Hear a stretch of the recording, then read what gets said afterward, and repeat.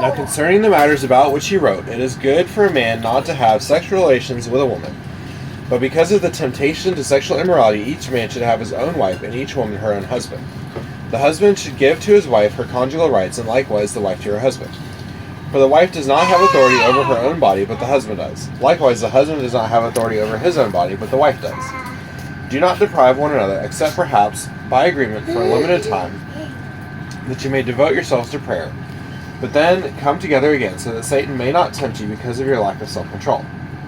Now, as a concession, not a command, I say this: I wish that all were as I myself am.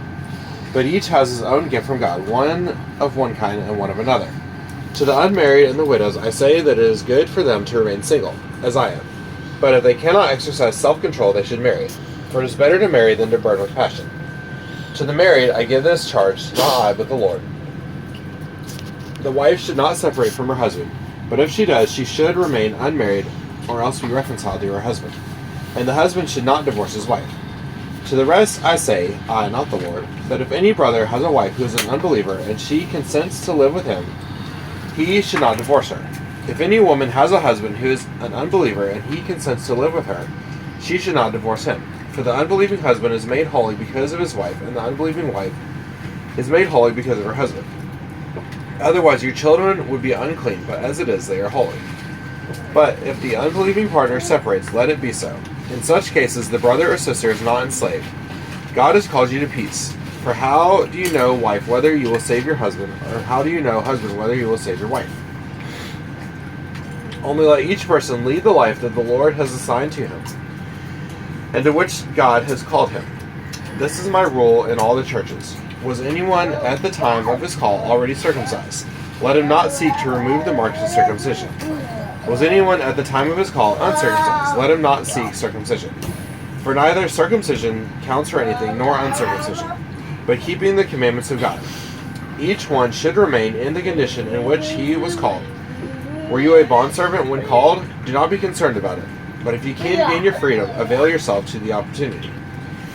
For he who was called in the Lord as a bondservant is a freedman of the Lord. Likewise, he who is free when called is a bondservant of Christ. You are bought with a price. Do not become bondservants of men. So, brothers, in whatever condition each was called, let him remain with God. Now concerning the betrothed, I have no command from the Lord, but I give my judgment as one who, by the Lord's mercy, is trustworthy. I think that in view of the present distress, it is good for a person to remain as he is. Are you bound to a wife? Do not seek to be free. Are you free from a wife? Do not seek a wife. But if you do marry, you have not sinned, and if a betrothed woman marries, she has not sinned. Yet those who marry will have worldly troubles, and I would spare you that. This is what I mean, brothers. The appointed time has grown very short. From now on, let those who have wives live as though they had none, and those who mourn as though they were not mourning, and those who rejoice as though they were not rejoicing, and those who buy as though they had no goods, and those who deal with the world as though they had no dealings with it. For the present form of this world is passing away. I want you to be free from anxieties. The unmarried man is anxious about the things of the Lord, how to please the Lord, but the married man is anxious about worldly things, how to please his wife, and his interests are divided. And the unmarried or betrothed woman is anxious about the things of the Lord, how to be holy in body and spirit, but the married woman is anxious about worldly things, how to please her husband. I say this for your own benefit, not to lay any restraint upon you, but to promote good order and to secure your undivided devotion to the Lord. If anyone thinks that he is not behaving properly toward his betrothed, if his passions are strong, and it has to be, let him do as he wishes. Let them marry. It is no sin.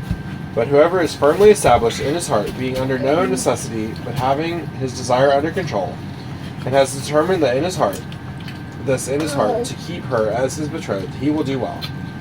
So then, he who marries his betrothed does well, and he who refrains from marriage will do even better. A wife is bound to her husband as long as he lives, but if her husband dies, she is free to be married to whom she wishes, only in the Lord. Yet in my judgment, she is happier if she remains as she is, and I think that I too have the Spirit of God. This is the word of the Lord. Thanks be to God.